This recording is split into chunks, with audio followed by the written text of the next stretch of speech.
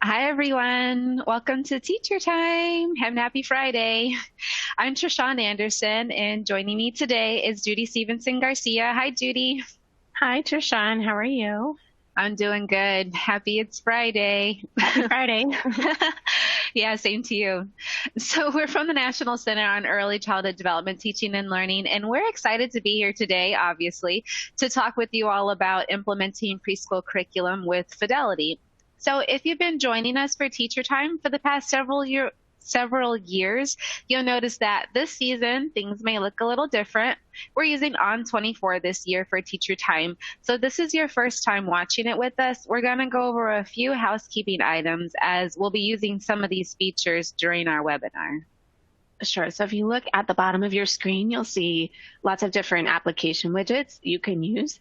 They're all resizable and movable, so you can move them around to get the most out of your desktop space. We'll be using the blue chat room widget, which many of you have found. I see lots of people saying hello and introducing themselves, which is great. So hi, everyone in the chat box. So that blue chat room widget is for you to interact with us and with each other. You guys can ask questions and talk in there during the webcast. But if you have specific questions that you would like us to address, there's also a purple Q&A widget, and we'll try to answer those questions as we can as we go through the webinar. Also, you'll be able to find a copy of our slide deck for today and the viewer's guide and some additional resources in the green resource list icon. So go ahead and open that and download any resources or links that you think are going to be helpful for you. The resource guide is great because it has a lot of information. The resource widget has all the information from our webinar today. We're also going to be using the polling feature for On24. And so if you have a pop-up blocker on your browser, you might need to block that so that you can see the poll when it comes up. So if we start to take a poll and you can't see it, it might be because you have a pop-up blocker that's keeping you from seeing the poll. You can also find answers to any technical issues or questions in the help widget. And you can also, if you have technical questions about the web platform, you can ask them in the Q&A box as well. We'll have an on-demand version of this soon after the webinar, so you could watch it on demand after this presentation. And you can just use the same link that you used to access the webinar today. And we'll also be posting it on My Peers in the Teacher Time community for anyone who wants to watch it there. Yeah, and we'll tell you a little bit more about My Peers at the end of the webinar. So finally, at the end of this webinar, we're going to post a link to our evaluation form. And we would appreciate it if you could complete the evaluation because we'll use this information to help improve our future webisodes. And when you complete the evaluation, you can then download your certificate of completion for participating in the webinar today. If you're viewing the webinar with colleagues like on one computer and only one person is registered for the webinar, that's okay. Just forward that evaluation link to your colleagues who also viewed so that they can complete their evaluation and get their certificate as well. And so we want this next hour to be as interactive as possible. So feel free to use the chat using the blue chat box widget as you guys have done already. And then you're going to use your purple question and answer icon to ask our guest experts some pressing questions. And then you'll be polling with us today too. So hopefully everything works for you. And if not, go ahead and put it in the chat box and we can get some help for you. Yeah, it's great to see so many of you coming in and saying hello from all over the country. It's awesome. Yeah. I hope you all are doing well today. I'll apologize. I have a little bit of a something going on, so my voice is not completely with me, but hopefully I'll be able to hang in for this hour with you guys, so bear with me. So let's talk about our topic for today, implementing preschool curriculum with fidelity. We are basing our series this year, our Teacher Time series, around the framework for effective practice, or as we like to call it, the house. And this framework represents 5 components of quality teaching and learning. So you have the foundation, which focuses on providing nurturing and responsive and effective interactions and engaging environments for children. That's the foundation for all learning. And then we have the one pillar on the side, which talks about and emphasizes implementing research-based curriculum and teaching practices. The other pillar encourages us to use screening and ongoing assessment of children's knowledge and skills. And then the roof focuses on a highly individualized teaching and learning for children with a specific focus on children with suspected delays and diagnosed disabilities. And then finally at the center, of course, is the parents and families in our programs that we serve. So this season, we are kind of going through the house framework. Our last preschool episode was about the foundation. We talked about creating safe and nurturing learning environments for preschoolers. And today we're going to focus on the left pillar and talking about implementing your preschool curriculum with fidelity. So because implementing research-based curriculum and teaching practices is one of the pillars that holds up the house, when we implement curriculum with fidelity, it makes that pillar a strong support for the house. So in other words, the curriculum and teaching practices pillar is only as strong as our commitment to implementing curriculum with fidelity. So just to set the stage a little bit, we're going to talk about 3 things today that will help you implement your curriculum with fidelity. These are not the only things, but we just kind of pulled out 3 major points that will help you focus on making sure that you are implementing your curriculum with fidelity. The first thing is just getting to know your curriculum. And many of you mentioned in the chat box the things that you do currently love about the curriculum that you're using. It's really important to know what your curriculum is all about, what's included, what the goals are, and how to use the materials and resources, because every curriculum has its own nuance. And then once you get familiar with your curriculum, you can kind of dig deeper and really start to understand the goals of your curriculum and how to reach those goals with the children that you're working with. So this includes the scope and sequence of your curriculum and understanding how to individualize to meet the needs of the children that you're working with. And then the last thing is to make sure that you're continuously thinking about or reflecting on how you're using the curriculum, and think about the things that you're doing really well and maybe some of the areas that are more challenging for you. And because once you spend time to think about those things, that's really where you have the opportunity to learn how to improve. Yeah. So what do we mean by implementing curriculum with fidelity? It sounds like a long title. It sounds very technical. But really, implementing curriculum with fidelity means using a curriculum the way that the authors designed it, with the goal of meeting the needs of the individual children in your learning environments. And so you're probably wondering what this cake is doing up here. Well, a box of cake mix has a set of instructions on the back that will result in this beautifully delicious cake. And if we follow these directions, we'll make the cake as beautiful as the one pictured on the box, right? In theory, yes. But if we decide to make up our own rules or skip some ingredients, the cake may not turn out the way that we hoped. So we can think about curriculum fidelity in the same way. The developers designed the set of teaching practices, routines, and learning opportunities, and suggested books and materials that'll support children's learning development if they're used as designed. And as teachers and family childcare providers, it's our responsibility to follow our curriculum, the instructions on the cake box, in order to support children in meeting the learning outcomes that we hoped for, which is our beautifully delicious cake. But before we jump into our content today, we want to hear from you. So take a look at this poll. We know that there are different preschool curricula out there, so take a minute to tell us which curriculum your program is currently using. And you might need to scroll down to find your curriculum because there's a lot out there. If you aren't seeing your poll, go ahead and scroll down. And if you aren't seeing the polls at all, make sure your pop-up blocker is turned off. So I'll give you a minute to scroll down and look and select which curriculum your program is currently using.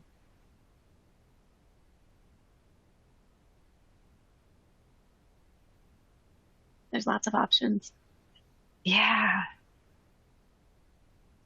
Yeah, there are. And people use a wide range. That's great. Yep. And if you have, if you're using a curriculum that is not listed here and you want to click on that other, tell us in the chat box what that curriculum is. We'd love to hear if there's something that we're missing from this list. Or if you can't see the poll, you could tell us in the chat box as well. Hopefully everyone can don't see the stress poll. out looking at the poll. Looks like a lot of people have started responding. So if you want to see what's going on, I'll show you. Yeah, let's take a look. So it looks like a lot of people on here are using creative curriculum for preschool, about 73% of you guys. We got some family childcare people also using creative curriculum. That's great. Got some high scope preschool curriculum out there. Frog Street, that's wonderful. Big day for pre-K. Opening the World of Learning, great. Galileo, pre-K online program, that's awesome. Some Investigators Club, Yeah, Learn Every Day. Some people are mentioning in the chat box someone is from Boston. I know they have their own curriculum. Partners for a Healthy Baby. We have some home visitors in here. Yeah, this is great. Wow, what a wide variety. Ready to shine. Yeah. Cool. Well, this is great. So what we're going to try to do is to have kind of a general conversation today about implementing curriculum with fidelity that will help you hopefully think about your own specific curriculum and ways that you can think about it and what it means to implement your curriculum with fidelity.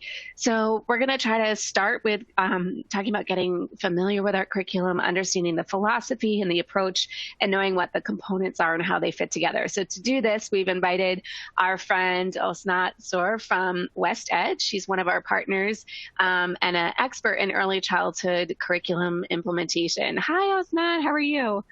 Hi, Judy. Hi, Osnat. Thank you so much for joining us.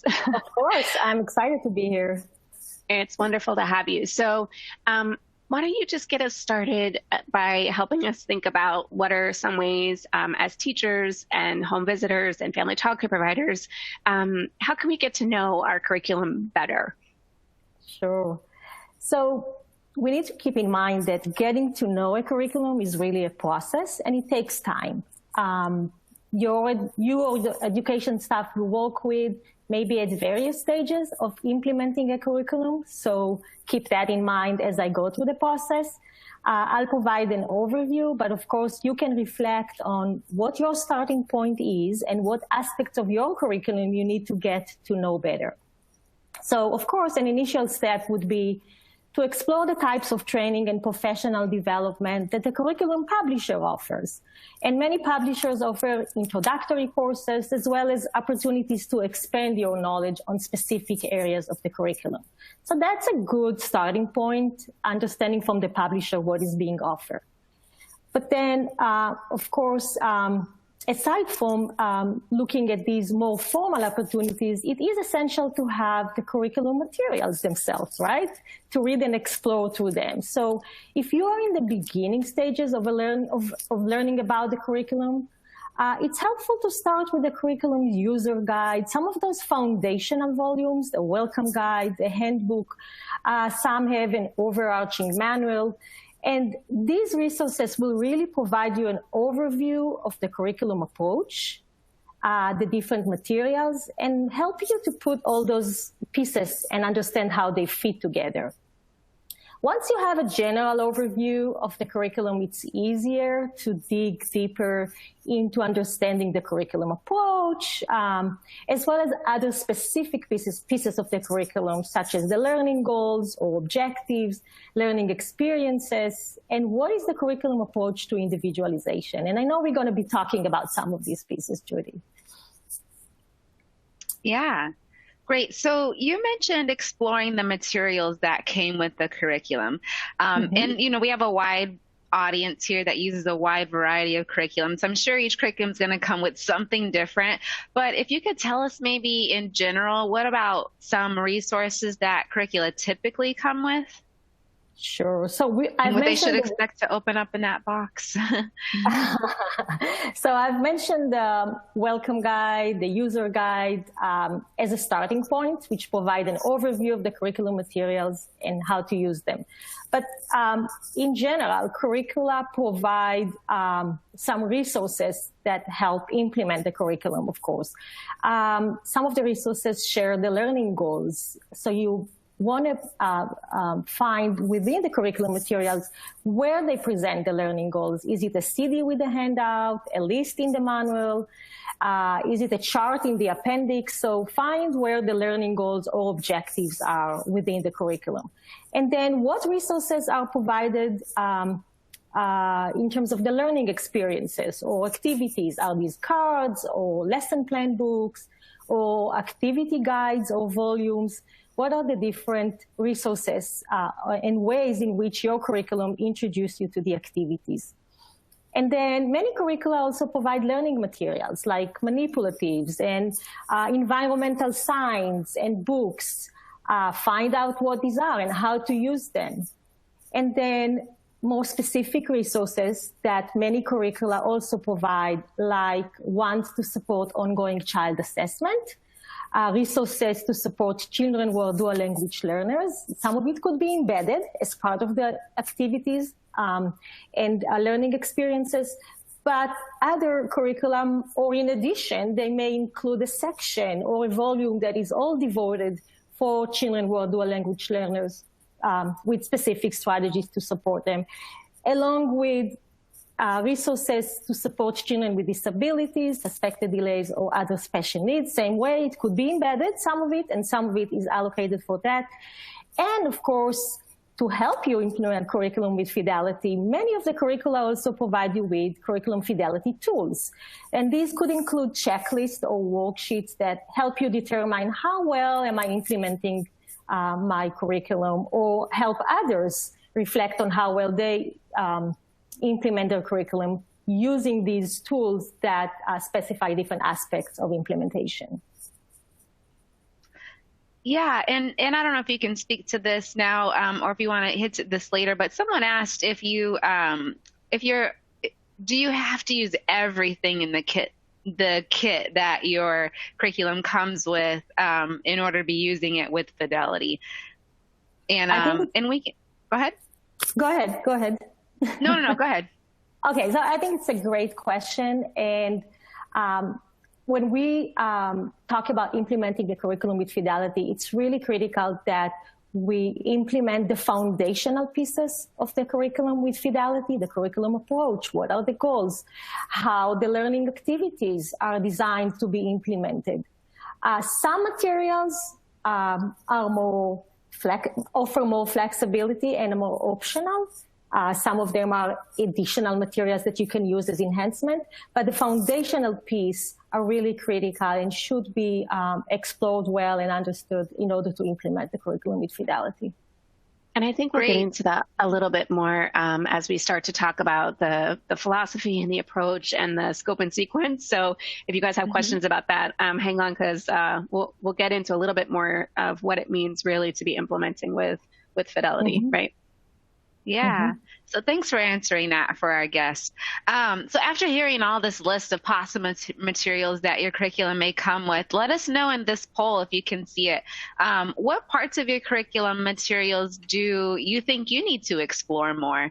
There might be some pieces that you're really familiar with and that you use all the time, but if you want to scroll down in this poll and maybe select some things that you really think you want to learn and explore more, go ahead and put that in the poll. And we'll see. Maybe you're not alone.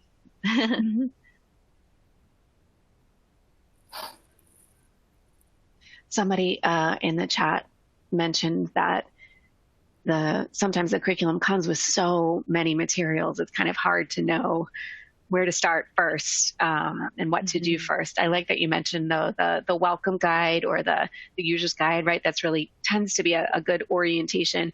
And I know lots of curricula now offer like an orientation online to kind of help orient you to everything that comes in that box. So I know that can be really helpful too.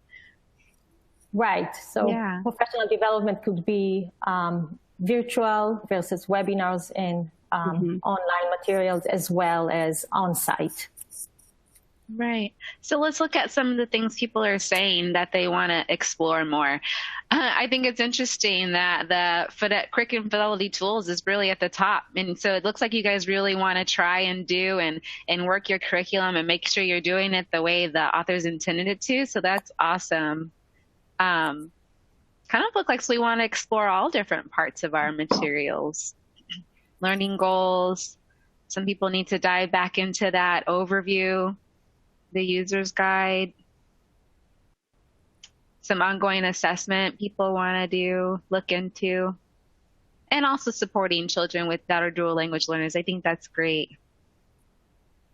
Yeah, lots to go back and look at. That's fabulous. So, so Osnat, we were talking a little bit about how we can expect to find our curriculum telling us a little bit about their approach or what they think about how children learn and how we should be teaching them, so to help them meet their our goals for them in terms of their learning and development. So just maybe you could just tell us quickly, what we can be looking for in terms of a curriculum's philosophy or approach to learning.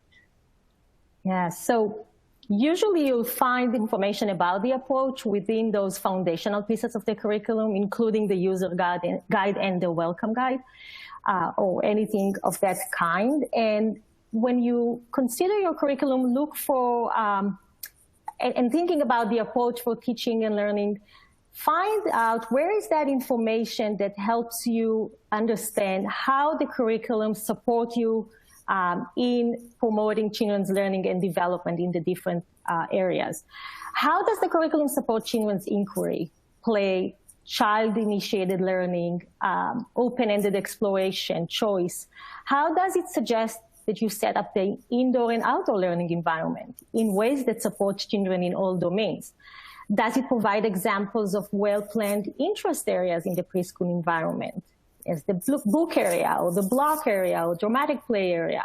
How does it guide you to engage families? So all of these components are part of the curriculum approach. And of course, how the curriculum's approach help you to be responsive to the developing skills, the experiences, the interests and needs of each child in your group. So it is really essential that the curriculum provide guidance on how to individualize the schedules, the routines, the learning environment, the learning experiences based on the children in your care. Think about their interests. How do I integrate their culture to these everyday experiences? How do I support children's home language or tribal languages? What support can I provide for children with disabilities or suspected delays or other special needs? So the curriculum approach will talk more generally, but then would also present its way to support children as individuals, considering all those backgrounds. Great. So after we, figure out the philosophy and approach to our curriculum, it's also good to understand the scope or the learning domains that are covered. So for preschool curriculum, what do teachers need to know about how to understand the scope and sequence, or the scope and the learning domains that are covered by the curriculum? We know that over the preschool years and as they transition from the toddler years, learning becomes more differentiated, right? Children develop more specific skills in areas such as literacy and mathematics and science. And at this age, they're also better able to participate in extended and individual group learning activities. So preschool curricula include learning activities that support children in developing these specific skills in the different domains. Most comprehensive curricula cover all of what we call the 7 preschooler domains in the ELOF, the Early Learning Outcome Framework, including approaches to learning, social emotional development, language and communication, literacy, mathematics, scientific reasoning, and perceptual, motor, and physical development. So you typically see all of these as part of the scope of the curriculum in preschool curricula. Some curricula will call them different names. So for example, approaches to learning may be embedded within social, emotional, and cognitive domains, but it's still there. Or a curriculum may call the areas of cognition intellectual development. But you will still see that overlap. Typically, you'll see overlap with the ELOF preschool domains. Yet, we need to remember that domains don't exist in isolation, right? They are not isolated from each other as it happens in day-to-day interactions with children. Learning is integrated. So curricula really offer guidance to support children in all domains through an integrated approach to integrated learning experiences. So for example, and you probably, all of you guys know within your curriculum how it comes to play, but your curriculum may be organized in thematic units or studies such as buildings or insects and my community or my family. These are topics that within each, there are multiple related activities that integrate the learning across domains. So to identify which domains your curriculum addresses, you might look for the overview materials, the learning goals, and also how activities are organized. This makes me think a little bit. So you talked about kind of the activities and interactions. So maybe tell me just a little bit more now of all of the things that are provided. What about those things like the learning experiences that are suggested, or the book readings, or sensory table activities, songs and movements, all of these things?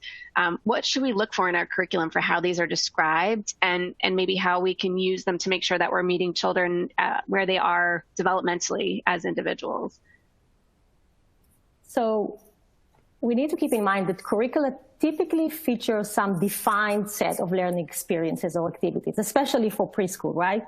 And the curriculum sequence of learning experiences can help you support children's development as they progress in each domain and as they move from simple to more complex skills and knowledge building activities, including activities of the ones you have just mentioned, Judy, just as book reading and finger play and sensory exploration, etc. So preschool curricula are typically organized in a sequence. Some of them are in thematic units. Others provide different ways to build that sequence. And learning activities across the units progressively build upon one another to support children as they move through the developmental progression. So to give you an example, in the area of literacy, the curriculum may progressively invite children to discuss stories in greater detail, to make specific predictions, to use a variety or a wider variety of words. And that happens gradually as they move along with the curriculum over time. Other curricula provide a range of strategies within an activity to support children at different developmental levels. And I've seen some of the curricula that have been mentioned earlier on the chat, and that represent what people are using in this team. And you see that within those curricula, their teachers can choose which strategies that are provided by the curriculum they use with an individual child based on their knowledge of his or her development. So for example, a counting activity may provide strategies to scaffold children's learning at different developmental levels. So you could have it across like thematic units. You can also have it within an activity with strategies to support children at different levels. So the important thing to consider is, how does the curriculum guidance and learning experiences help you support children as they make progress in developing skills and concepts in all domains? Great. So after hearing how learning experiences are typically organized, take a look at this poll and let us know, how does your curriculum organize children's learning experiences? Is it by developmental domains like social emotional and language? Is it by themes or units or any other way? And if you have other, go ahead and put that in the chat box. Or if you're not sure, go ahead and put that too.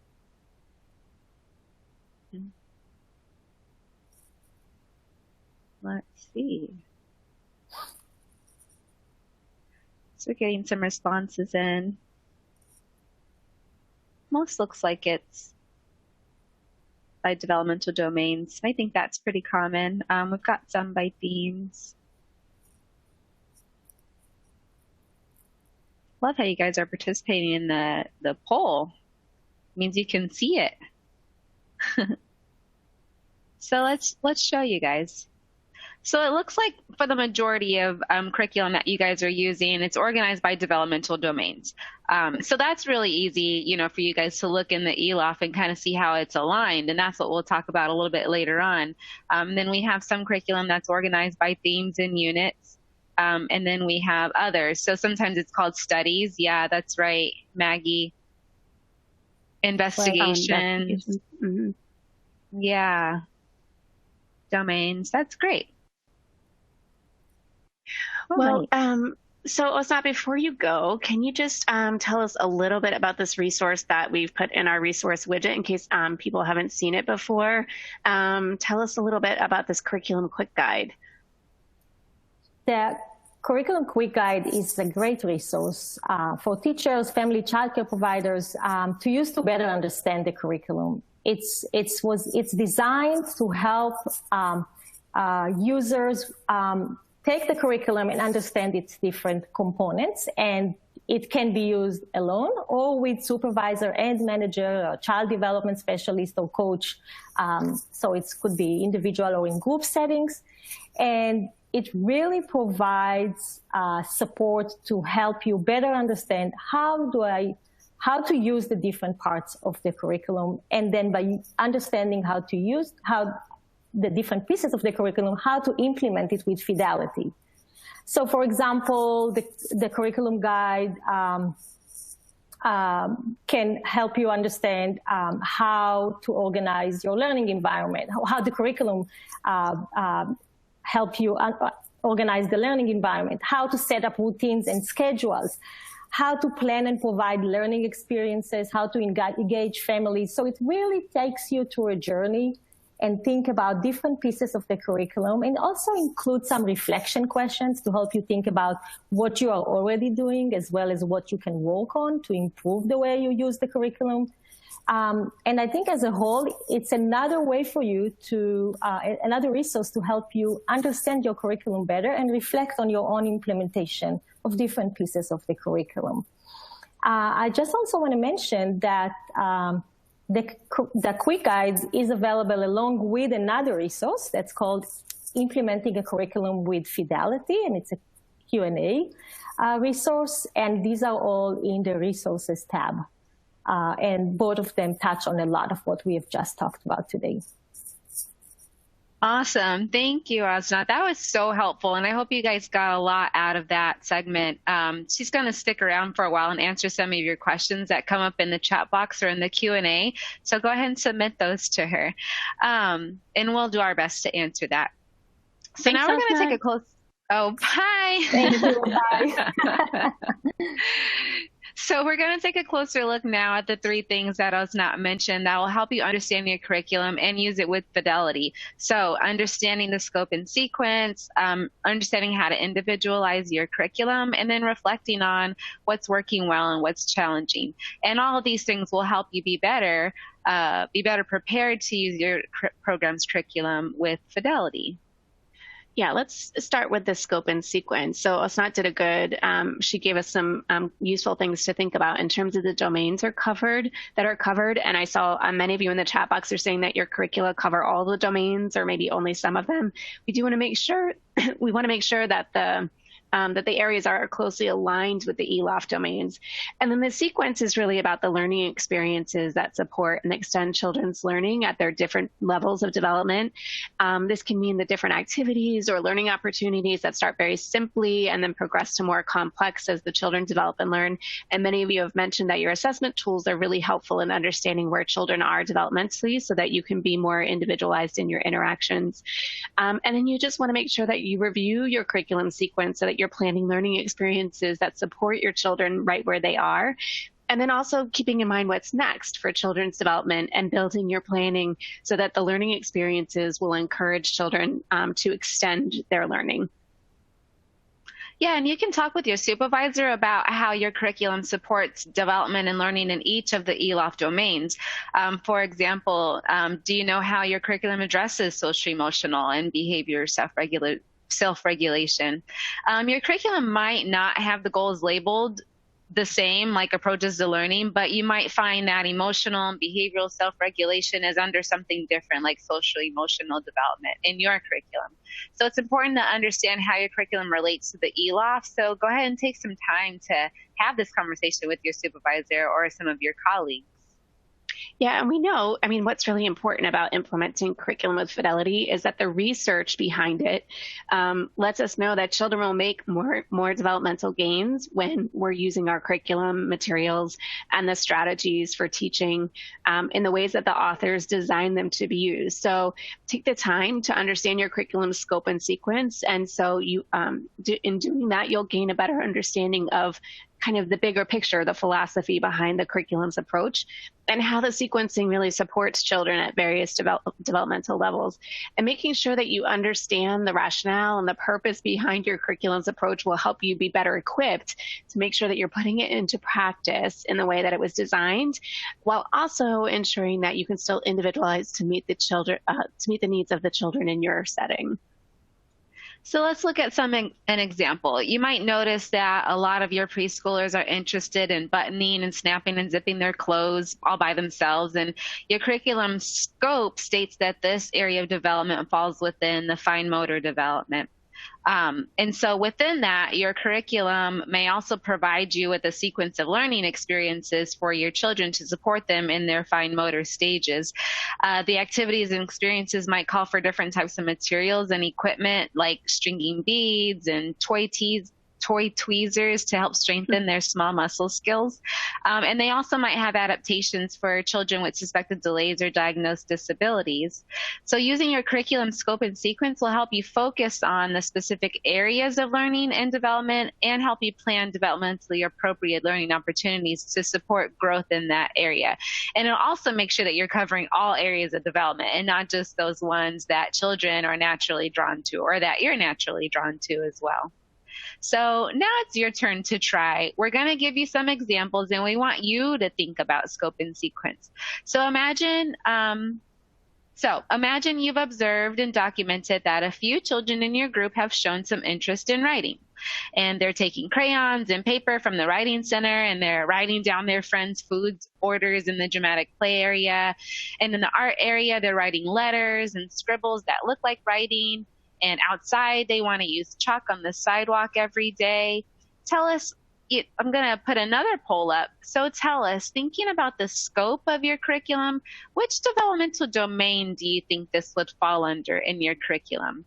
Remember, scope refers to the different areas of development or the curriculum supports. So I'll give you a couple minutes to think about that.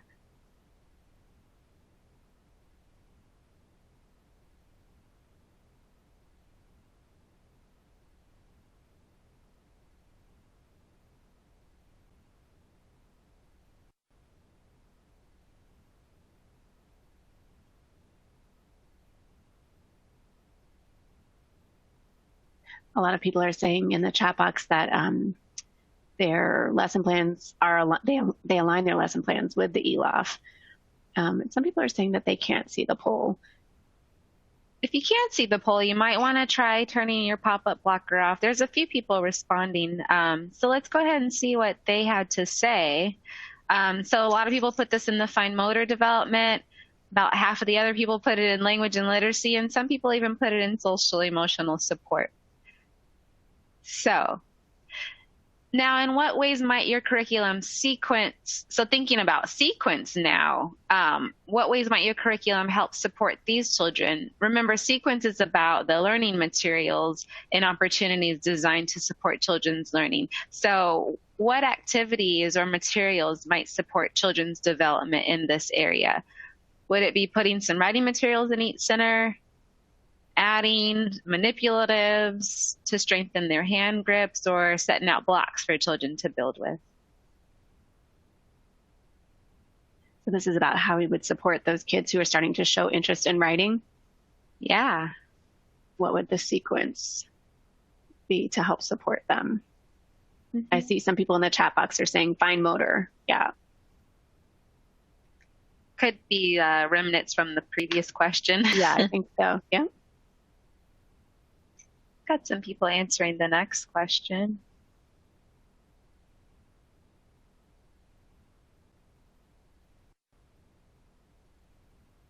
Okay, let's take a look at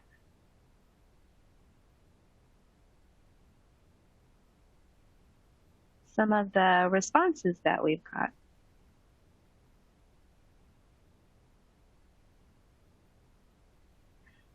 So most people feel like putting some writing materials in every center in the classroom to integrate children's play is a good option, and maybe adding some small manipulatives to strengthen children's scripts is an option. So great. Looking at the fine motor development scope of your curriculum, it may give you some developmental progressions of children's early writing skills and may offer some of these suggestions on activities that you can do with kids and to help them write freely. And so one thing to note for preschoolers is that development is really integrated. And this means that children's development in one area really influences development in a different area. So using this example of children interested in writing, children's emergent writing can fall under both fine motor skills and language literacy. So if you chose those two in the polls, then that's great. Yeah, we know that working on puzzles or using pop beads, those kinds of things all support children in their emerging interest in writing. So let's take a minute and watch a video now of a teacher implementing a learning experience in her curriculum about giving compliments to friends. So as you watch this video, think about what her curriculum might have suggested in terms of scope and sequence that led her to planning this experience.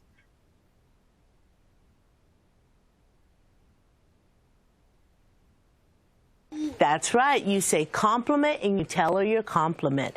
Okay, let's go over these. Josefina said, I like when you're the star friend. Stanley said, I like when you build a tower with me. Christopher said, I like when you ride the bikes with me.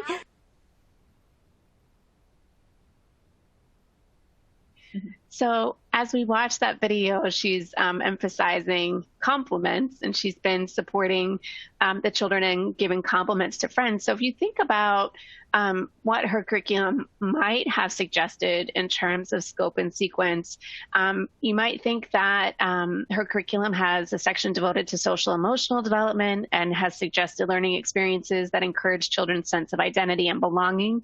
It's very common to find in a curriculum. It also may have suggested experiences that encourage children to express care and concern towards other children. The sequence could have suggested helping children to communicate their thoughts or feelings. So all of these things, depending on your curriculum, it may provide opportunities to sequence children's activities so that you're supporting children at their individual levels. I see Misty said she was probably having issues with disrespect. That is very possible that this is something that came out of a certain situation or in response to a situation with the children in her classroom.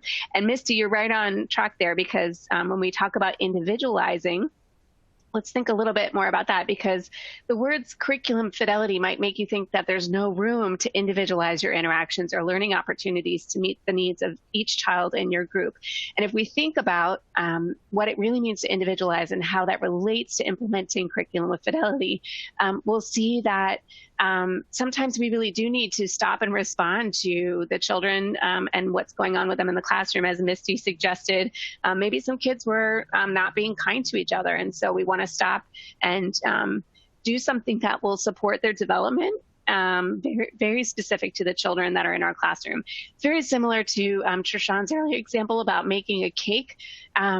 You know, you might have a recipe for a cake that has a chocolate icing. And if I was making a cake or vanilla icing, and if I was making a cake for Trishan, I know she loves chocolate. So I would probably use chocolate icing instead of vanilla. So I'm not changing the overall outcome of the cake. I'm individualizing to meet Trishan's specific tastes. And we have the opportunity within our curriculum to make sure that we are not just kind of moving forward every day with all of our activities and not responding to the specific needs of the children that we're working with. You know, children's development is driven by their individual interests, their natural curiosities, and their abilities. I mean, if your kids are outside and super interested in bugs, you should take advantage of that, right? Because there are lots of learning opportunities there for them. So it's important first to know the children's developmental level and the learning outcomes of the curriculum, and then you can really work within your curriculum to individualize the learning experiences and the interactions that you have with the children in your program. And so we're talking about individualizing our curriculum, and there may be times where you'll need to just adjust your routine or your teaching practices or your learning opportunities or even your classroom schedules, you know, really to fit the needs of specific children. And the Head Start program performance standards really speak about making significant adaptations to curricula. However, these are just from major changes to the curriculum, like the learning goals and the scope and sequence. But it's okay to make minor adjustments to your routines and learning opportunities, so don't get those confused. And if you have questions about how to make adjustments and you're wondering if you're doing it appropriately, speak with your supervisor or your coach about it. So next we're going to watch a teacher as she works to individualize a writing activity for the children in her classroom. And so as we watch, think about how this writing activity met the needs of each individual child.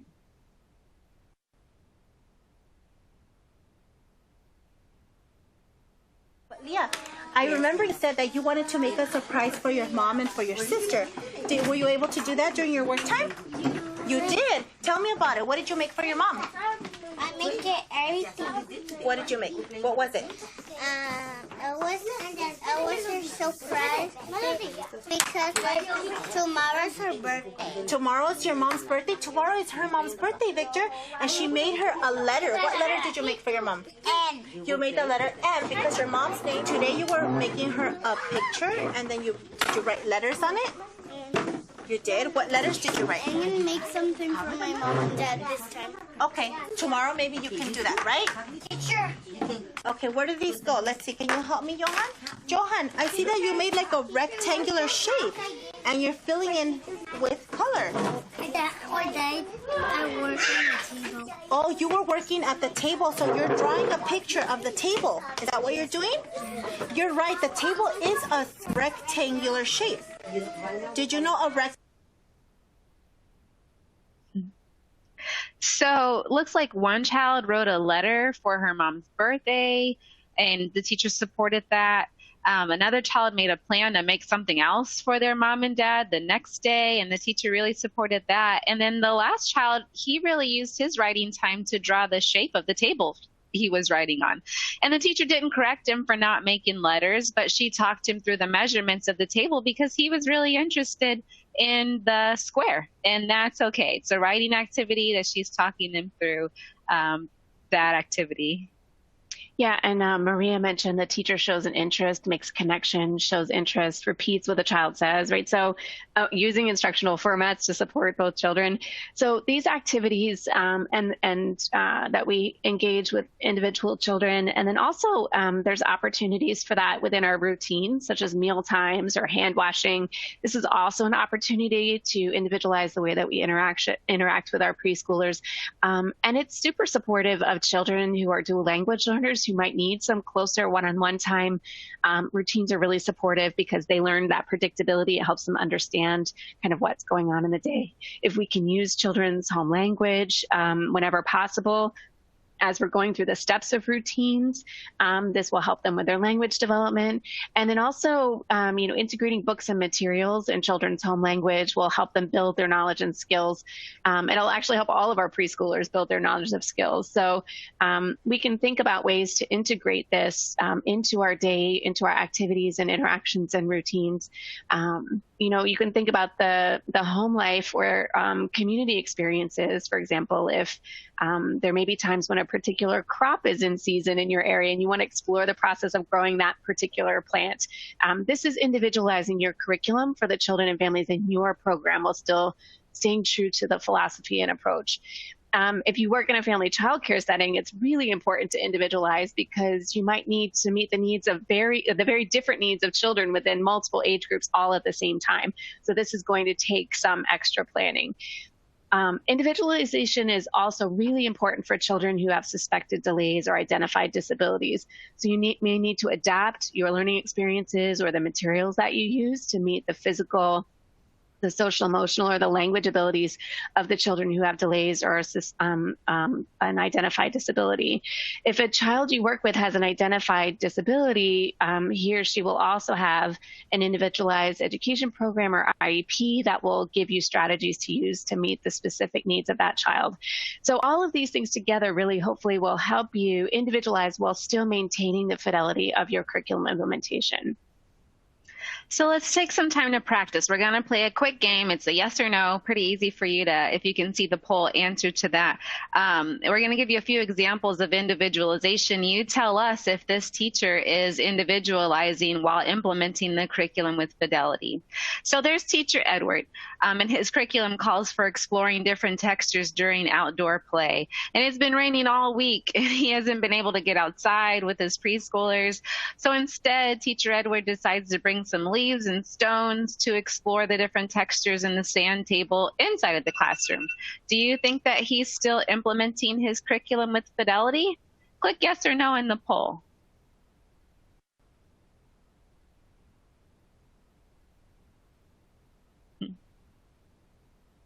What do we think? What are we thinking? We think, think yes. Yeah, so sometimes you have to make modifications in your daily routine to meet the needs of the children and the weather, apparently. But finding ways to still provide children with the learning experiences that are guided by the curriculum is really the way to go. And so let's do one more. That was fun. Go ahead, so, Judy. yep, we can do this one. So Adriana is a teacher, a preschool teacher, and her curriculum handbook says to facilitate preschoolers' gross motor, hand-eye coordination, and it suggests that the children kick balls outside on the playground. So Adriana doesn't have any balls. They've all gone flat, or they don't have enough air in them on her playground.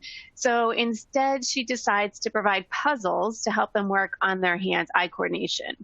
So instead of going outside and kicking balls, she's inside playing with puzzles. Is she still implementing the curriculum with fidelity? Yes or no? Oh, the answers are switched now. No is on the top and yes is on the bottom. You got to watch out. It's tricky for a Friday afternoon. So what do we think? Is this still implementing curriculum with fidelity?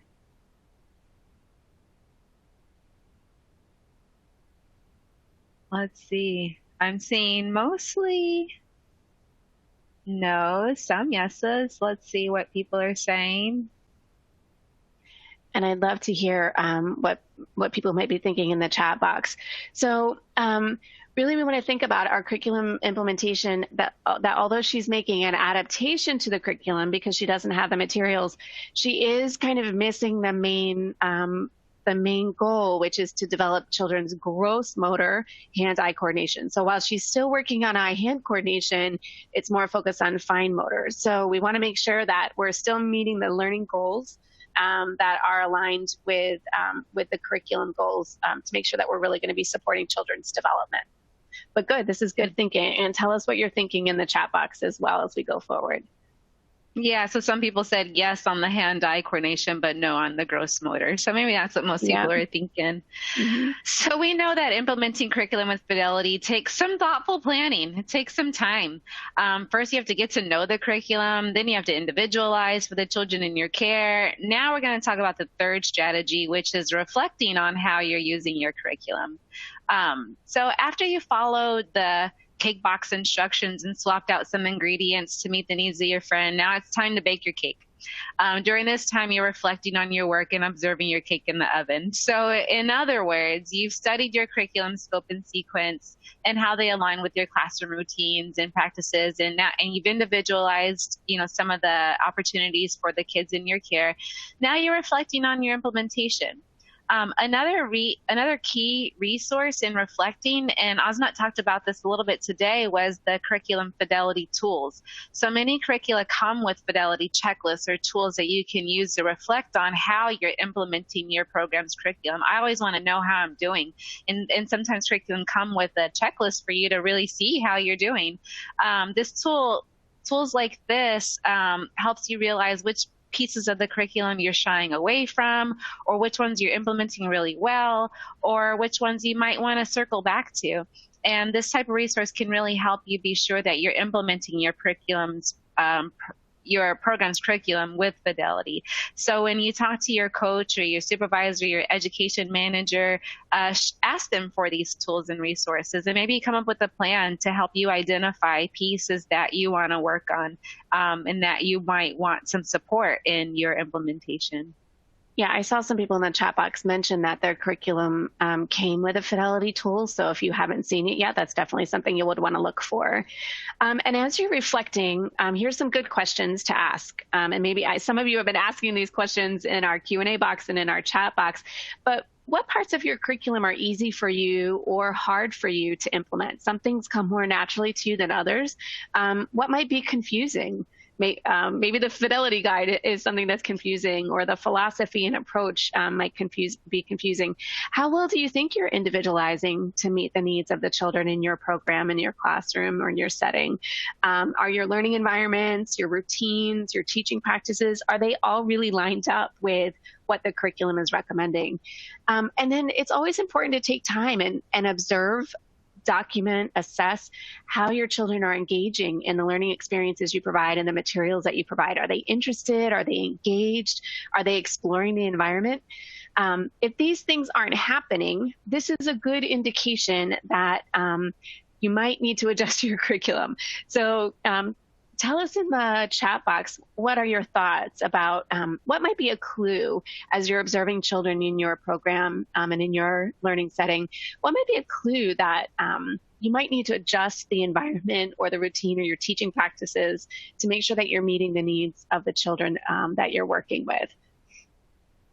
I see some people are already saying, well, it's not even the question that I asked so much, but it's hard to round up the materials needed for implementing the activities. It's difficult to know how to modify for the children because sometimes we have a really broad range of skills and abilities, and knowing how to meet the needs of the children can be really challenging. I see children wandering around, challenging behaviors, lack of child engagement. All of those things are really important. So if you see this kind of bubbling up, right? Kids are wandering around, not engaged, there's some challenging behaviors, that's a good clue that you're going to have to kind of switch things up a little bit, either in your environment or in your routines, especially as children grow, right, over the course of the year. We can't do the same thing now in January that we were doing in September. So we want to kind of think about how we can respond. All behavior has meaning, right? So children are telling us something about the environment or routines is not working for them anymore. And we need to change our approach, maybe to individualize. These are great answers. Thanks, guys. Yeah, so we're coming up almost to our closing time. But before we go, we want to remind you that, curriculum developers, we're really intentional in setting up instructions and activities and suggesting books and materials that enhances children learning if they're done, accordingly. And so as teachers and family child care providers, it's really our responsibility to follow this curriculum as much as you can in order to achieve these learning outcomes that are intended. With that being said, we encourage you, to get to know your curriculum so that you can be confident in implementing it. We want you to individualize the way you use your curriculum so that you can meet the needs of the children that you work with. And lastly, reflect with a colleague. That's the biggest piece, is think about what's challenging, what's hard, what am I doing well, and ask someone, for support in helping you implement your curriculum the way that it's intended.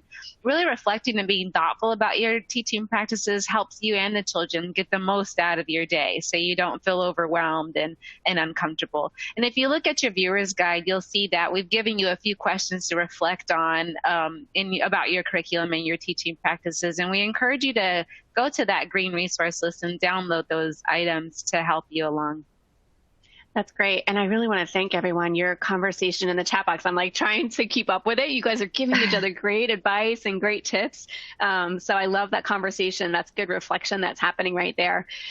Just a couple of final things we want to remind you about. The Office of Head Start is supporting the Safe Foundations Healthy Future campaign. And research-based curricula are designed to keep children safe by giving you structure for your day and offering you opportunities to reduce challenging behaviors and to support children as they grow and develop and change. And so when you plan your curriculum and you follow your lesson plans and the curriculum as it's intended, you really have more time to be present with children and observe and pay attention to what's going on, and hopefully enjoy your time together and provide really safe and nurturing interactions. So the goal is to ensure safe environments for children and to eliminate preventable risks to children's health, safety, and well-being. So you can find out more information on My Peers. There's a Safe Foundation Healthy Futures campaign page. And there's also in your resource guide some links to the ECLKC page that provides resources on creating a culture of safety. And lastly, we've just got a few more resources that we think are going to be helpful for you. Of course, the Teacher Time community on My Peers, we can continue the conversation there. There's Text for Teachers, there's eLoft to Go. Those are both in English and Spanish nowadays. Of course, the Safe Foundation's Healthy Futures. And then if you want to join us again for Teacher Time, we'll be back next month in February, March 15th for infant toddlers, supporting families through transition. And then back in March 15th for supporting families through transitions for the preschool age group. Then we've got one more thing. Yeah, and don't forget, when we close, I'm going to tell you just about this celebration week. And then after we close, don't forget the link to your evaluation. We love to hear from you. And do please come join us on My Peers and Teacher Time. We'd love to continue the conversation about fidelity. And this is new, and we'll talk about this again next month, but the Office of Head Start is sponsoring a Dual Language Learner Celebration Week. So that slide, more information is available in your resource tab, but it's going to be in February, and it'll be a great opportunity to engage in some online chats, some social media posts, and some webinars that will give you tons of information about supporting the dual language learners that you work with. So I wanted to just highlight that, and you'll definitely be hearing more about that as we get closer to our celebration week. So thank you for joining us. Your conversation has been so inspiring. I really hope that you all feel a little bit more confident in going out and doing the good work that you do and implementing your preschool curriculum with fidelity. And we'll see you next time. Thanks, guys. Have a great weekend. Thanks for hanging on with us, too. I'm going to Bye, everyone. All right. Bye.